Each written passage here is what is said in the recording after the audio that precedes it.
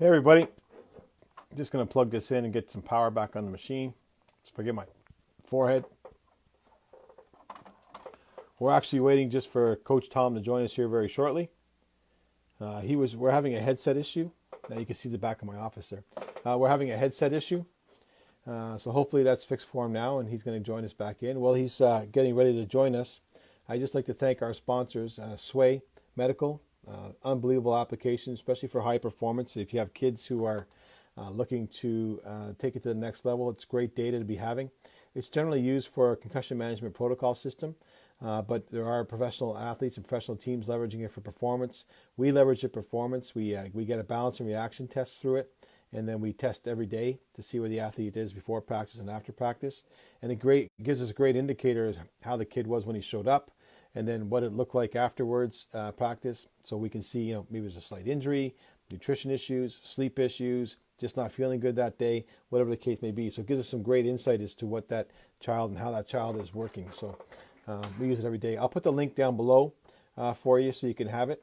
And then we'd also like to thank CAP Corp out of Calgary, Alberta, Canada. They have a prevention tool, worldwide patent for this technology. That actually allows us to identify kids who are at risk, or how we can help professional athletes improve their neck strength. It's a test that is done on a machine. They call it the RAM test, and it literally simulates impact in a very low impact environment.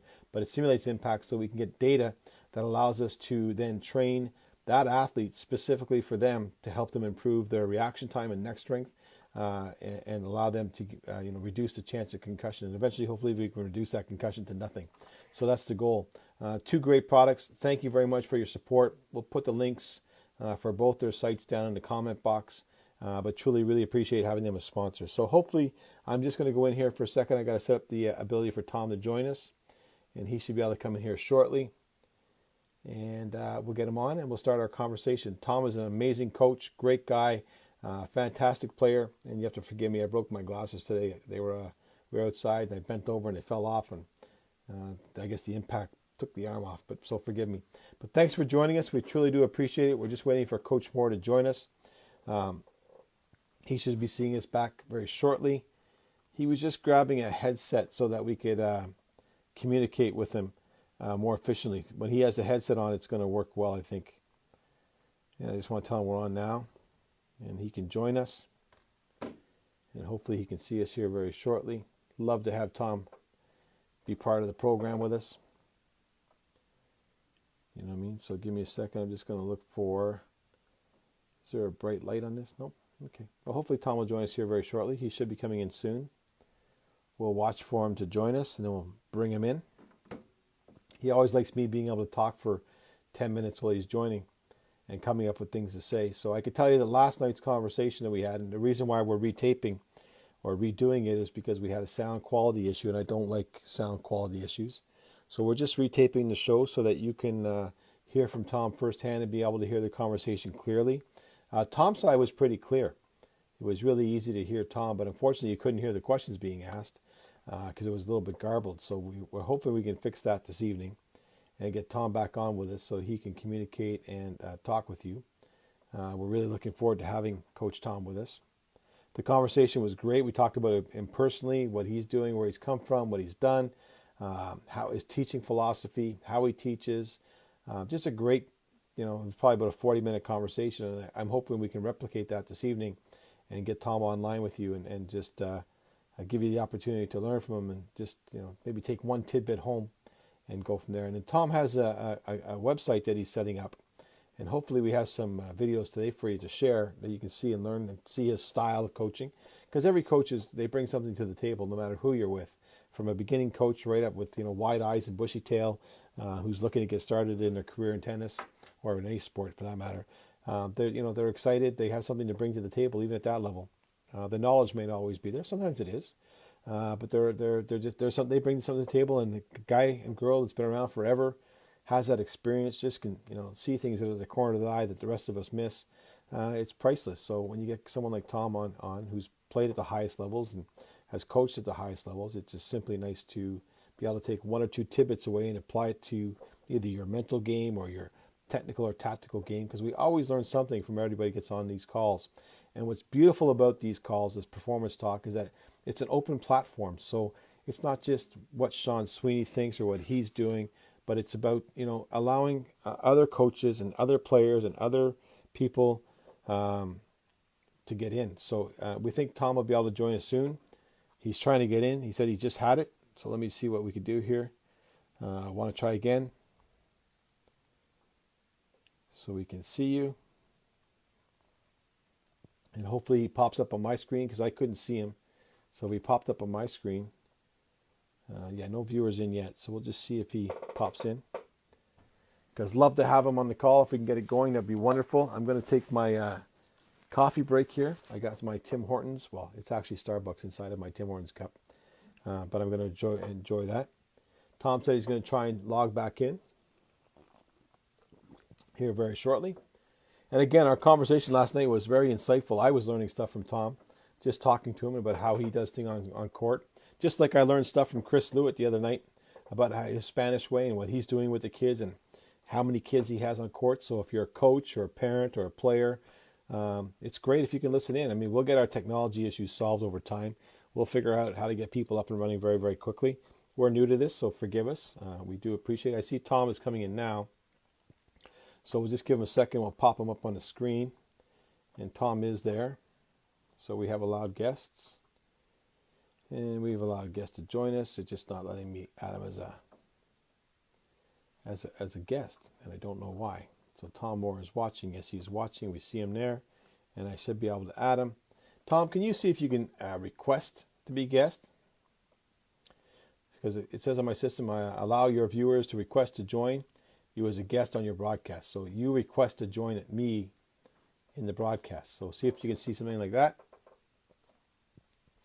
Because we see you on the screen again.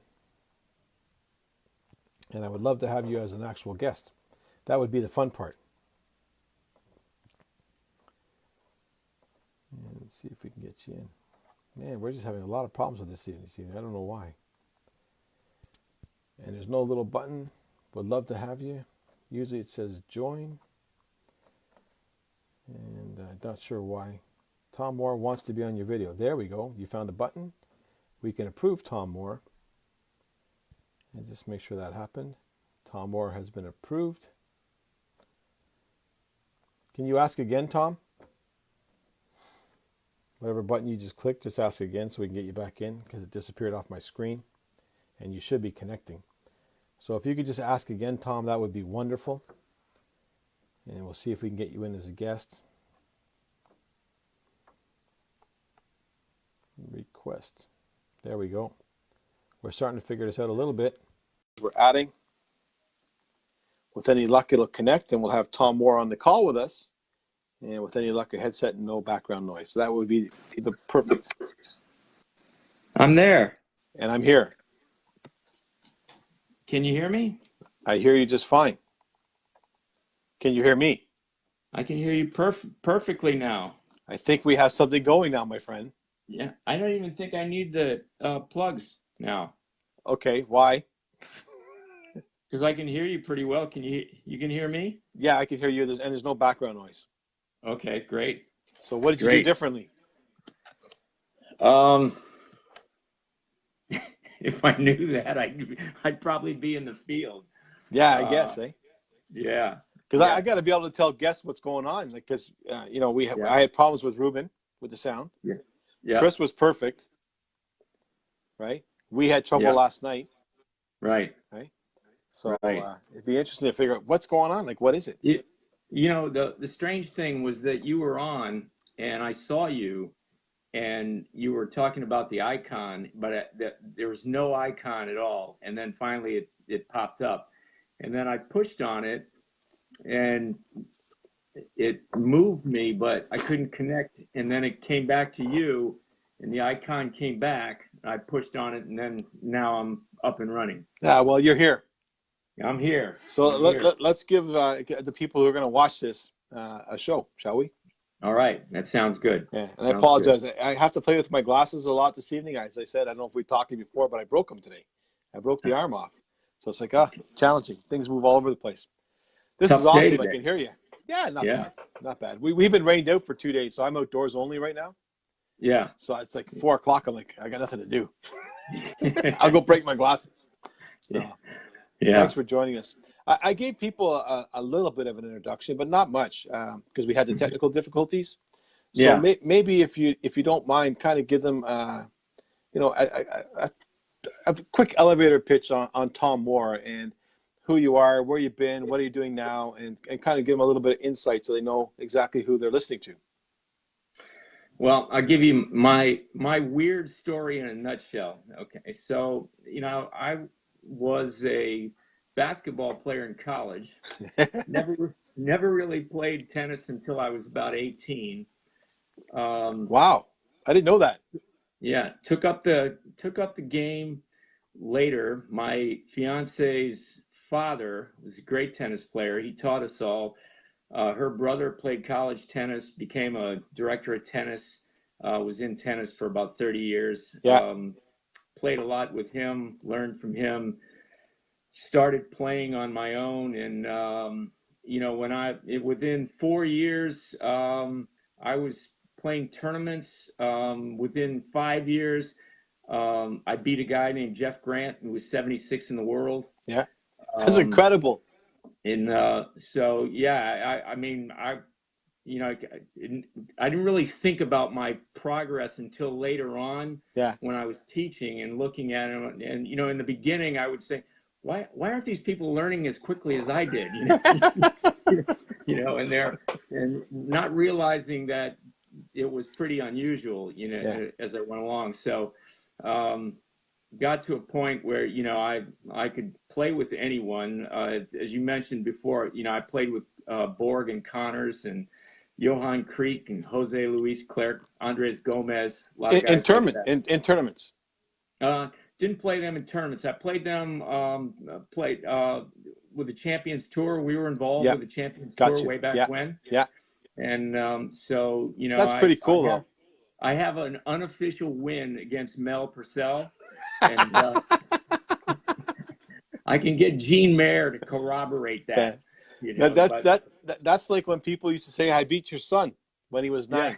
Yeah. Yeah. Yeah, exactly. They never played him again. They got the one win, No, and that was it. that's right. That's right. Yeah. Yeah, That's but pretty cool. those were interesting days. My first job, actually, first tennis job was as a director of tennis, and which was another unusual thing. I had no experience, just kind of dumb luck. I went into the job. It was in a timeshare resort, and they had 2 indoor tennis courts and 3 outdoor tennis courts. And I went in there. There wasn't much business. No one knew me from a hole in the wall, and no one knew whether I was any good or not. Yeah. I wound up playing in a big time doubles tournament on Cape Cod, and one of the guys, my partner and I won the tournament. And one of the guys we beat in the finals was a guy you might have heard of it because he's Canadian. His name was Lou DiMarteau. I And don't know, Lou. No. he's probably in his 60s, mid 60s now, but he was Peter Burwash's I know Peter. doubles partner. Yeah. And they played Davis Cup together for Canada. Oh, nice. Yeah. I know So, Peter. Yeah. Yeah, I'm there. So yeah, so my partner and I beat Lou and his partner, and In the cod, or in the Cape, in the Cape. Yeah. right. And it was a pretty big tournament. So all of a sudden, I was the new kid on the block, and people started coming just because of that. 'Cause Nice. there were a lot of people that actually did watch, and that kind of jump started me teaching. Were you coaching out in the East Coast? You were coaching in the East? Yeah. Yeah, I was on Cape Cod in Massachusetts for almost 19 years, I think. Nice. And then, from there we went to New Hampshire. I ran a club in New Hampshire. One thing led to another. We were in Indianapolis for half the year, and then New Hampshire for half the year, and did that for about 12 years. And then from there, we ended up in Ann Arbor. Okay, nice. And that's where Tom is currently. He's in Ann Arbor, working at a country club. Is it that you're working in right now? Right. A private club? Right, Travis Point Country Club. in Ann Arbor. I've been there for 7 years now. Beautiful. And what's I do have some questions I want to ask you, but since we're talking about your coaching career right now, what's kind of the environment you're in now, and what do you appreciate about it most where you are today? Management. Management. I appreciate, I love your honesty. Yeah, I appreciate my management Yeah. right now. So I've been in a lot of clubs, and there's always that dichotomy between the country club and the commercial club. Yeah. So the commercial club is looking for as much revenue as they can get. On the plus side of that, you only have one owner for the most part. You don't have committees that you need to inundate yourself with. On the That's country true. club side, on the country club side, we're a not-for-profit club. So on the one hand, they're not really looking for me to make them money, even though we do. And they're looking for us to provide good customer service, so that's a plus there. But we do have a lot of committees. Those committees change, and so it's always a tenuous thing where you start off with committees and you like everybody there, and all of a sudden 3 years later you've got committee members that you either don't like or they don't like you. Don't like you, yeah. Yeah. And there, so it's an interesting, it's an interesting format for the country club atmosphere. On the plus side of it is that I don't have to run 3 courts of peewees on one tennis court, or 4 courts, let's say, of peewees like they do in Chicago, Yeah. where you've got 6 kids for a total of 24 kids on a court with 2 tennis pros to make money for the club. Yeah. So that's the nice thing, and I can coach it really the way that I think the game should be coached. And that's what I really appreciate about it, is that I am able to do that. Very nice. And you were saying, I told people before that we taped this last night and we had some bad quality sound issues, so we're redoing it. But you mentioned last night that you have a couple 11-year-olds that are pretty serious about the game. Is that what I heard last night? Is that true? Yeah, I do. I do. I have an 11-year-old that has she won 3 out of the first 5 tournaments she was in. She had to go to the green ball route, and that's U10 though, right? That's U10. Right, yes. Right. Yeah. And so she's now, she accumulated her points, and she's playing in starting to play more tournaments now, and she's really had a quick progression, because she actually is hitting with a lot of my high school boys, and, nice. and the other 11-year-old is as well. Yeah. And they both have their moments where I've had a couple of 17-year-old boys come up to me with close to tears after losing a tiebreaker to an 11-year-old girl. Yeah. And they kind of wonder, how can my power not bother them? And so and I say to them, you're not going to beat them with power. You're beating them with a high, heavy ball because they're short. Yeah. There. Yeah, that's awesome. And so, and you've had a few top juniors before that have gone to the highest levels. You were telling us about one young lad last night that you coached, and I'd like to let this audience learn a little bit about that experience. Yeah, we when I got here, we had a 10.5-year-old boy, Tracy, and at the time he was 180 in the country, but going the wrong way. Okay. So he was 180 going the wrong way. We took over, and within 10 months, he was 15 in the country. In the 12s? Yeah, in the 12s. 15 in the country. He was 5 in the country in doubles. Eventually got to 9 in the country in singles, 2 in the country in doubles. And he, got phone calls from everyone. I've been telling his mom all along. I said, look, when he hits the top 15, everybody's going to call you, Correct. And so sure enough, and they wound up going to Hilton Head. They started out in Vandermeer's Academy, and they ended up in Smith Stearns. But I texted. I was actually talking to the mom when the Easter Bowl was running around. She had called me and said JJ was playing in the finals of the boys 16s, and so I streamed it and saw him, and she said the high heavy ball you taught him is what really bothers people, even 5 years later. Yeah. So the kids that he plays, they don't have the same kind of ball that he has. When he was a 12-year-old, he could hit the high heavy ball. It would bounce 3/4 of the way up the backdrop. Yep. And so the standard. Yeah. So he really had mastered that, and it's taken him a long ways. Now he's gotten big. Now he's 6'1", somewhere there. He was about 5'2" when I had him. Yeah, of course. Yeah. And, that's awesome. So and he's been top 10. He's been top 5, I think, every age group. He's 5 in the country right now in the 16s, and I think he's actually won in doubles in the 16s, and I think he's 55 in the 18s right now. Very cool. He's probably second year 16s. I think he turns 17 later this year. Yeah, so he'll go 18 next year. Right. Yeah. Right. Very cool. Yeah. That's awesome. And it's because of the, I always say it's usually generally, I know you weren't his first coach, but the earlier they get that best coach, yeah, I mean, the better off they are long term. You know what I mean? Yeah. And what was really cool for me was that the mom continues to stay in touch, and periodically she'll say, we really appreciate all you did for him, because that was the base, for him going along. So that was pretty cool for me. That's awesome.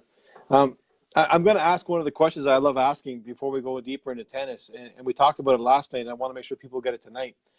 And it's I always, when I have parents or new clients coming in, I always recommend a book that they should read. What are a couple things that, whether it's tapes or videos or books, what are something that you would suggest that parents read or athletes read before they get started or while they're starting with you? Is there anything that you do there? Yeah, I like the book Mind Gym by Gary Mack, and it's great for the brain. It's got some really good snippets in there. It talks, about some discipline, and it'll come up with some different quotes by Vince Lombardi comes out with the only real discipline is self-discipline, and I think, you're right. He's right.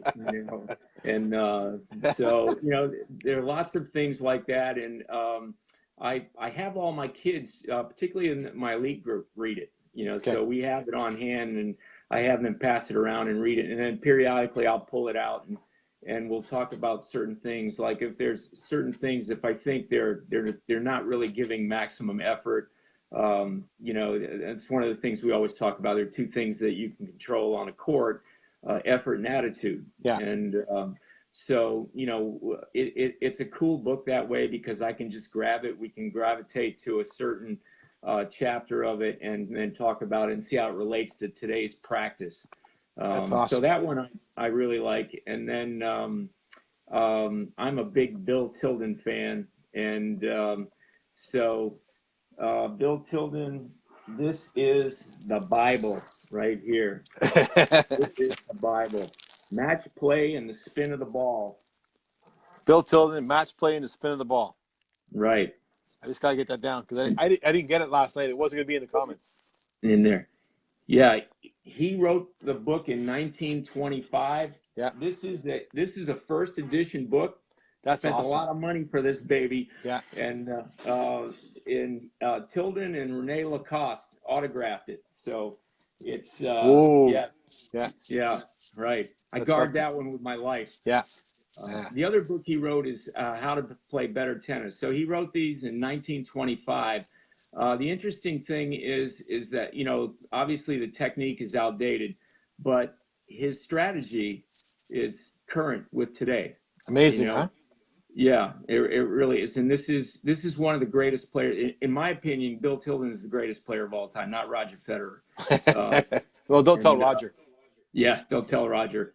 But this is a guy who won 70% of the tournaments that he played. Not 70% of the matches, the tournaments that he played. He was the most dominant player on, in men's tennis. He was probably as popular as the president of the United States was way back when. And he's also the guy that started junior tennis tournaments. Okay. So Bill Tilden had a kind of a love-hate relationship with the USTA, and they were constantly trying to kick him out, calling him a professional because he sold his books. Books. Yeah. He sold his books. He sold his books. He was making money on tennis.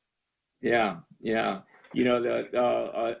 little quick story there is the last the year France had the team to compete with the U.S. in Davis Cup, and back then Davis Cup was as it was probably as important as Wimbledon and the U.S. Open, U.S. Championships back then, and it's what they had. Yeah, France was in the finals against the U.S. and Tilden had dominated 7 years in a row. And so this was the year that they had a chance to get him because he was 37, 38 at the time. And so the USTA banned him. And France, their federation had their president call the president of the United States to talk to the USTA to bring Tilden back because France had sold 1 million tickets, $1 million worth of tickets. Yeah. And when the people found out Tilden was banned, they wanted refunds. My God. What year was that? You know the year? It was 27, 28, somewhere in there. That's amazing, eh? Yeah. That's amazing. Yeah. Wow. So, that's a great story. So we want to make sure we get Bill Tilden's book in the comments so people can take advantage of it and get reading it.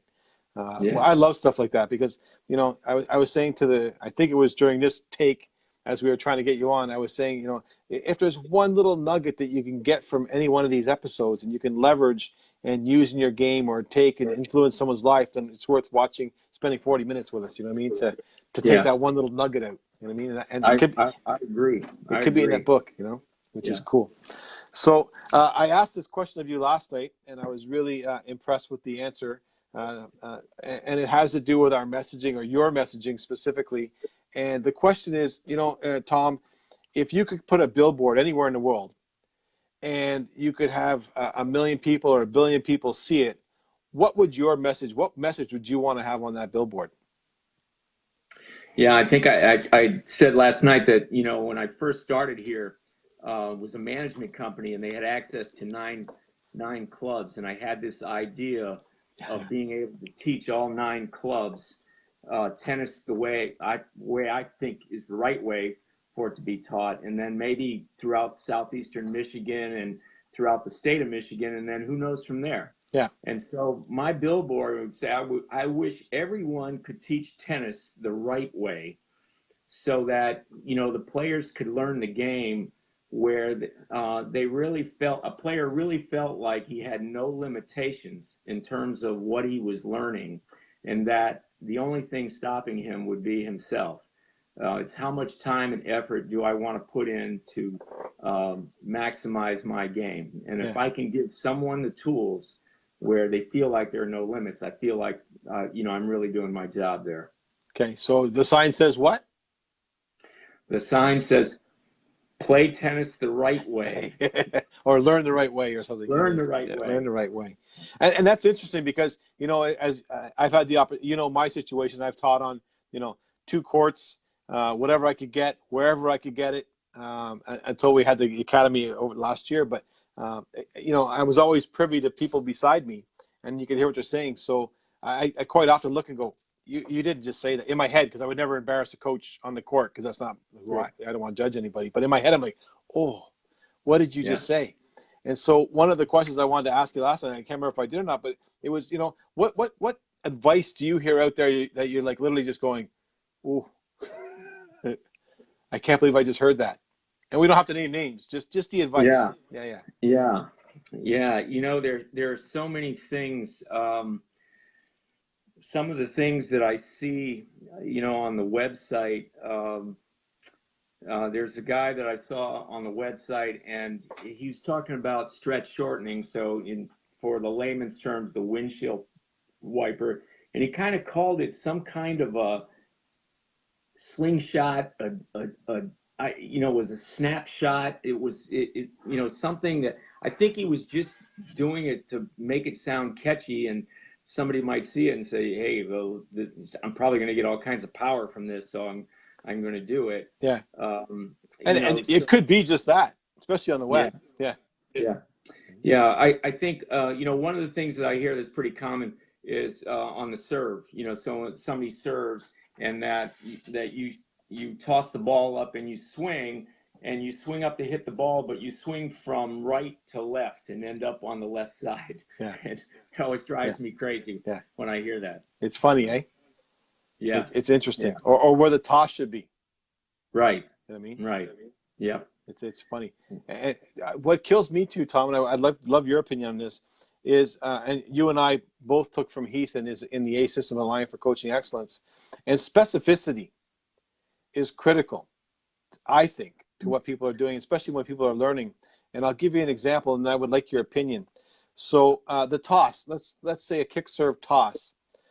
You'll hear a coach say, "Get that toss behind you," or "Rack it back." But specifically, what does that mean? Where's the specificity in that? Behind you means behind me, right? But the toss is actually out in front. Yeah. It's just, from a righty, so it's to my left. But I'd love to get your thoughts on specificity and not what other coaches think, but how important is it to your teaching, or is it? Yeah. That's a great question, because it's something that I talk about a lot. And so I call you up and I say, "Sean, let's hit today." And so we go out and we hit. And so we could do one of two things. I can say, "Sean, let's hit 20 forehands cross court." Or I could say, "Sean, let's hit 20 high-low combo forehands cross court to quadrant 2. And so everybody at my club, even though all the adults know what that means. So I'm really looking for a low heavy ball that's 3 feet over the net, or a high heavy ball that's 6 feet over the net. And I'm looking for a specific target, whether it's quadrant 2 penetrating the baseline or quadrant 2 penetrating the sideline. Yeah. So I want the ball that's going to penetrate here or penetrate there. And we want to hit that over and over again. So I think that's, a perfect example of specificity there, where you've got a focused practice with intention. Yes. And so, on the toss, I think that, some of the kids think that, wow, he's like really specific, where on that kick serve toss, I'm talking to them about, you're tossing the ball so it's above your head. If it were going to land, it would land on the top of your head or right on your neck. Yeah. Or the girls on their ponytails for it. So trying to be as specific as we can, so they have an idea of where that toss should go, and where it should land, where they should hit it. Mm-hmm. Getting the racket up so that it's actually moving from left to right on the kick serve. So trying to be that specific, as opposed to just let's brush up on the ball, or toss it, like as you said, toss it behind your head. Yeah, like where's that mean? Yeah. Yeah, exactly right. Exactly. So right. What I'm taking from that is purposeful practice, right? Right. And then you did mention, you talked about quickly there. You did mention dealing with not just the younger crowd, but you talked about bringing someone out to hit and so on and so forth.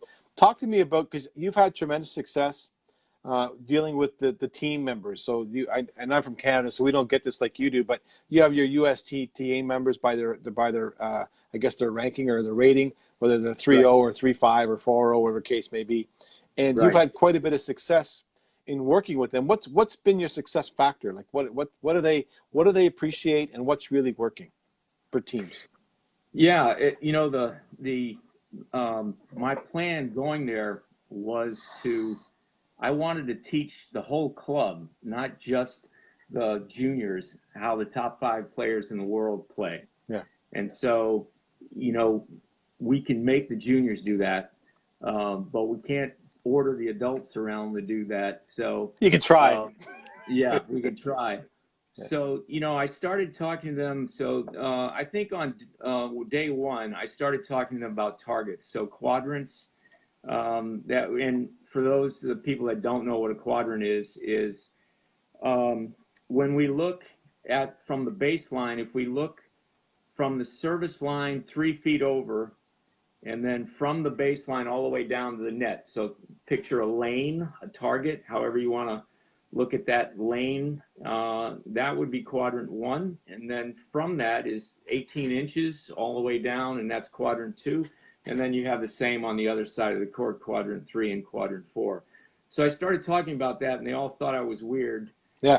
But they figured, okay, well, let's try it. And they said, well, our coaches always tell us hit up the middle in doubles, hit up the middle. And I go, how are you going to hit up the middle when you're behind the baseline 2 feet and you've got a net person right there? And that net person, unless they're blind, should be able to pick off anything that comes up the middle. Yeah. So I said, you might want to hit the dynamic middle with the volley, but yeah, right. So we started, I started getting them to hit cross court, and they started to work at penetrating the baseline, penetrating the sideline. People that had topspin, we worked on having them use their topspin, and the people that didn't, we just had them hit their normal ball. And I have a woman that hits relatively flat, and when I was trying to teach them high-low combos, I just had her hit a high ball that was 6 to 8 feet over the top of the net, and the net person can't reach it. You know, so and that was one of the things I said. Don't be afraid to hit high over the net, because if it's high enough, the net person can't reach it. And so they weren't really sure about that until they started. You know, and then so once they saw, hey, this guy's not, he's some of what he's saying here is working for us, and that started to work. And then we worked first volleys wide, and we were working on moving one person, not moving the ball around the court, but moving one person either wide or back, and then finishing them off either up the middle short or cross court short. There. And so year one, we had 12 of our 15 USTA teams went to districts. We've had 60 players move up at least one level, from a 3-0 to a 3-5 or 2-5 to a 3-0. There. So, the success ratio we've had with the amount of people that go, because we're not a large club. So the amount that these people have moved up, we've had 14. Travis has never had a team that's gone to the nationals, and we've had 4 teams in the last 2 years be 2 points away from nationals. Close. I apologize. I thought you had gotten the national team so far. But state, definitely state. Yeah. Right. Yeah. We've had a lot go there. Nice. So I've got a guy right now that's top 5 in the country in the 45s. We have the juniors that we go. So got a lot of different age groups, and that's where once they saw that the tactics were working, then they saw, well, what about this high heavy ball that you're talking about? And so then they started taking lessons, and we started, there were a lot of them that started taking lessons to work on their technique. And so it all kind of snowballed from there. Nice. So yeah, it's been a great experience for me, in the sense of being able to take it to the whole club. I wasn't sure I was going to be able to do that, but I thought if I stayed diligent with it, and I was positive enough about it, that people would start to do it. And sure enough, it's been that way. As Heath always talks about a growth mindset, I have a woman right now that's probably going to move up to the 4-5 level this year. And when she first started with me 2 years ago, she was about as closed a mindset as you could get. And so she's really transformed. So that one I always look and I go, whoa, my God, she's really progressed here. It's funny. I had a junior that had a closed mindset, and I gave them the book Mindset by Carol Dweck. Yeah. And I give them the book, and it was funny. They came back to me about a week later, and they were young, maybe 13, and they were plowing through the book, and she goes, "Yeah, it was really good. Then I realized I was the closed mindset person." That's I'm funny. like, "Ah, okay," but it's funny because it turned her around. It was cool. You Yeah. know what I mean? So it was Yeah. cool. That is great when that happens. Yeah, it's awesome. I love books or audio. We do it all the time. Yeah. I had I love this one. What's been your greatest investment and personal investment for tennis? So where do you think you made the greatest investment for yourself, the club, the kids, whatever, but your greatest investment in tennis, and Yeah. regardless of dollar amount? Yeah. It's definitely education, and definitely Heath Waters' seminars, our Alliance for Coaching Excellence. As you know, we got certified through Heath, but that really changed a lot of things for me. Changed my perspective on things in a lot of ways. I adopted a lot of the things that he taught, combined it with the things that I knew, and I think one of the big things was it broadened my mindset, where I started looking at other things and started incorporating other teaching methods as well. I looked at the Spanish method. I looked at a lot of different methods and brought in things that I thought would be useful, and still with the idea, okay, what are the top players in the world doing, and does this work with that? Yeah, And then my experience with teaching adults, whether it's beginners, lower level players, higher level players, it's looking at the people, and then incorporating, doing things just a little bit differently for, let's say, a 2-5 player that I would do for a 4-5 player, and getting the most growth from them through that. So yeah, I think that the educational part of it has made a huge difference. I think I'm better now than I was 10, 15 years ago.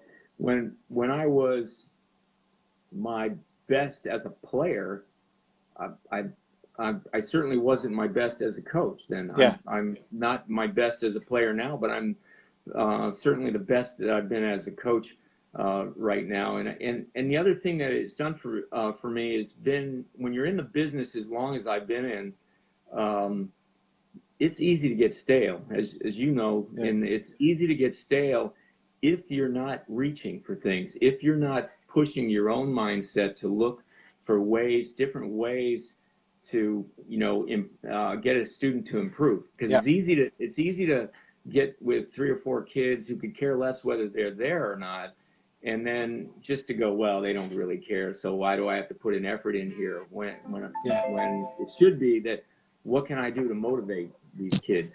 Yeah. What can I do to motivate these kids to get them to like the game of tennis? It And pushes so, me. You? It sounds like it does the same thing. yeah, Yeah. yeah, You know? yeah, it definitely does. I mean, plenty of times I go home at night and say, what could I have done differently for this person? What am I going to do the next time, Yeah. to get them out of this little rut that they're in? So I think for me, it's kept the game fresh. It's kept the teaching fresh, for me, certainly, and that I really appreciate. That's really cool. You saw, this is a brand new show, and you're my second coach, and both of the answers to that question have been education. Chris Mm. Lewitt went over to Spain to study under the Spanish system over there, and Yeah, you obviously Heath here, and probably much more as you continue. But it's pretty amazing how we all say, well, the three of us would say education, yeah, right? So there's yeah, a lot of guys just stand with the basket, and it's not good. Bend your knee. I think you said it last night. Bend your knees. Good job. Way to go. yeah. But we want to push you. We want to Right. help you become if you show up to my lesson, I want to help push you, Yeah. No, that's right. stretch your boundary, Absolutely. stretch my boundary too. I think the reason why I did this show is education. I get to learn from Tom Moore. I get to learn from Chris. You know what I mean? It's just continuing education. Yeah, and that's the cool thing. That's the cool thing. And what I know we've talked about this before, and I've talked to this about Heath before. It would have been a really interesting thing to have been involved in a USTA training center, and all of us together Yeah. be able to pool pool what we know into that. It's not over yet, buddy. Not over yet. That's right. There's still Exactly. time. There's still time. Still time. You know what I Yeah. mean? Maybe Yeah. we'll just do some management roles, but there's still time. Yeah. That's You know, right. you talked about education, which I love, Tom. Thank you. But you're also, I don't want to say transitioning because that's probably not what you're doing, but you're developing, and I think this requires education on your part too, but you're developing a website now that is geared towards educating people on tennis. And so I would like to get your insight on what you're doing, what you're trying to accomplish. And then, because I know you very well, I like to share the information with the audience as well as they get to see this as we move forward. So the site name, and we'll get that at the end. But really, right now, if you could just kind of give us what you're trying to accomplish with the site. So Tom is building a site, and this would be great to hear. So go ahead, buddy. Yeah, it's fullspectrumtennis.com, and it's an informational, it's a pay website, and we're looking to improve tennis players. So if you're a tennis player, you're a tournament player, you're a social player, I'm trying to gear it for the social player and the tournament player as well. I think that there are players that particularly league players. I think a lot of times when if you're a high performance coach, you're thinking tournament player, and not always thinking about the recreational player that's actually a league player. Yeah. So they're competitive, but they're just not going to be the same level as the tournament player that's going all the time. Yeah. So I thought about gearing it to that player. And then from that, I thought, okay, and then maybe expand it to senior players as well, because the seniors play differently as they've gotten older as opposed to when they were younger. Yeah. So I'm looking at a website that is going to again stay with the premise of we're teaching it the way the top 5 players in the world play, technically, strategically, tactically. Singles, doubles, mixed doubles in there. So that's where I am with that now. Right now, I've probably got about 20 videos, and most of those right now I think are technical videos. I have 3 that are going to come out on my YouTube channel. I think it should be out tomorrow, and so I just took 3 different things. One will be sort of a technical one on overheads. One will be on the 5 steps you need to know to be a good tennis player. Okay. And the second one are Heath Waters' Ultimate Fundamentals. So 3 fundamentals we all need. So we got some fundamentals there, footwork, and the overhead for a technical thing. And so that's where I'm starting from. Okay. And those will be on your YouTube channel, you think, tomorrow? I think tomorrow, right. And that channel is fullspectrumtennis.com. That's the website. So it's the same. It's the same thing for the web. It's the same thing for YouTube. Yeah. Got it. Yeah. Okay. Perfect. So we'll make sure that's in there for everybody. That's awesome, my friend. If there's anything that we can do to support that effort, obviously we're going to we'll put all Tom's information in the comment box. Can people get a hold of you anywhere else on Twitter? Do you want them to email you or on Twitter, Facebook? Anywhere you want them, we'll put it in here. Yeah, it's fullspectrumtennis@gmail.com. Okay, I'm going to write that down so I'm not being rude. Okay. Fullspectrum@gmail. That was easy. But I just want that to go in the link. So I'll make sure that's in the link if you don't mind. Great. That's awesome. So, awesome. Yeah. Thank you. So fullspectrumtennis.com for the website, fullspectrum.com, tennis.com for the YouTube. Okay, and fullspectrumtennis.com, not .com, but at gmail.com. Right. Okay. That's it. Perfect. Awesome. And I'm going to ask you, my friend, if you, can you just text me the 2 names of the books? Because you talked about the beginning. Yeah. Just text me at the end because I kind of wrote, I scribble, right? So I write over things. So if you could just send me those 2 books, I'll get them in the site as well so people can get them as well. Okay. Great. I will do. Awesome. Hey, listen, I think this has been fantastic. And before we go, is there anything that you'd like to share that I didn't ask or anything else you want to bring to the table for this evening? No, I think other than talking more tennis, which you and I could probably do all All night. night Yeah. there. But no, it's been a terrific experience. I'm glad you're doing this. It's awesome Thank you, for buddy. tennis. And I would love to have you back on. So let's get a couple weeks out with your site and get you back on. And we'll come up with some more questions. But I would really like to hear how it's going. It'd also be another great opportunity for us to promote that site. Great. Hey, Okay. thanks, Sean. You're welcome. It won't be Thank long. you. So just so you know, this will get posted everywhere by tomorrow. Okay, terrific. Okay. And Great. just while I have you on, just so you know, folks, what we'll do too, if you want, Tom, I'm going to download a copy of this. And if you like it, I'm going to, you can put it up on your YouTube channel as well so people can see this here there as well. Great. That's awesome. Okay, buddy? Awesome. So Thank you. I'll share with you tomorrow. Thank you very All much right. for joining us. We really appreciate it. Ladies and gentlemen, Coach Tom Moore out of Michigan. Don't forget his site, fullspectrum.com. We'll be up very shortly. He's hoping to have 3 great videos for you on his YouTube channel by May, I guess it's 14th tomorrow or 15th. May 15th is the goal. Now, I know, like, if it's like me, it's always a day later, but, look for May 15th, okay? And hopefully it's up there for you. Tom, thank you very much. Really appreciate it and hope to have you back on very shortly, my friend. Thank you. Great. Thanks, Sean. Okay, be good. Bye. Bye.